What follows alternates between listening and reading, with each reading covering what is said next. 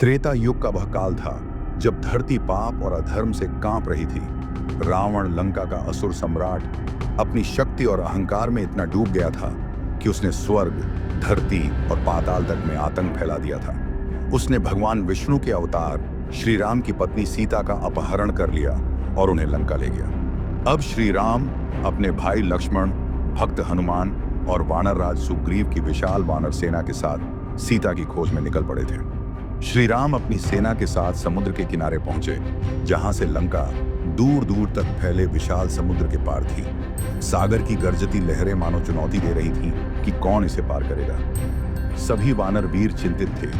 ये कैसा मार्ग था? जल के इस अथाह सागर को पार कर लंका तक कैसे पहुंचा जाए? राम जी ने समुद्र से मार्ग देने की विनती की। 3 दिन और रात तक उन्होंने तप किया, पर समुद्र ने कोई उत्तर नहीं दिया। तब राम ने अपने धनुष पर बाण चढ़ाया और समुद्र को सुखा देने की ठान ली। समुद्र देव डर गए और प्रकट होकर राम से क्षमा मांगी। उन्होंने कहा, प्रभु, मैं नियमों से बंधा हूं, मैं खुद राह नहीं बना सकता, पर यदि कोई मेरी सतह पर सेतु बनाना चाहे तो मैं उसे डुबाऊंगा नहीं। वानर सेना में 2 विशिष्ट योद्धा थे, नल और नील।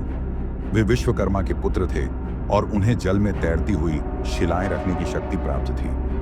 राम जी के आदेश पर उन्होंने वानरों को संगठित किया और समुद्र पर सेतु बनाने का कार्य प्रारंभ हुआ। सभी वानर जंगलों से विशाल शिलाएं लाते और जय श्री राम लिखकर समुद्र में डालते। चमत्कार हुआ, वे शिलाएं डूबने के बजाय तैरने लगी और एक के ऊपर एक जुड़ती चली गईं। यह था श्री राम का प्रभाव और भक्तों की श्रद्धा।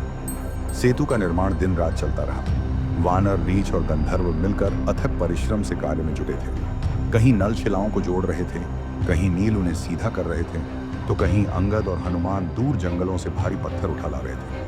हनुमान ने एक ही झटके में पर्वत उठा लाए। समुद्र की लहरों पर धीरे धीरे पत्थरों की एक पंक्ति बनती गई। 5 दिनों में लगभग 120 किलोमीटर लंबा सेतु तैयार हुआ।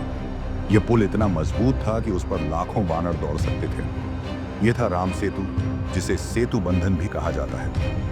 जिस दिन सेतु पूर्ण हुआ, उस दिन समस्त वानर सेना ने जय श्री राम के उद्घोष के साथ समुद्र पर कदम रखा।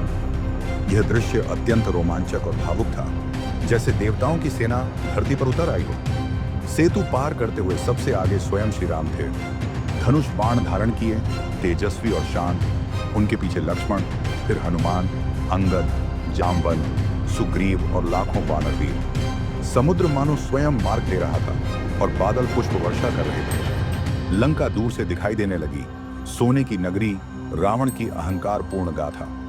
पर राम की सेना में उत्साह था, शौर्य था, धर्म का बल था।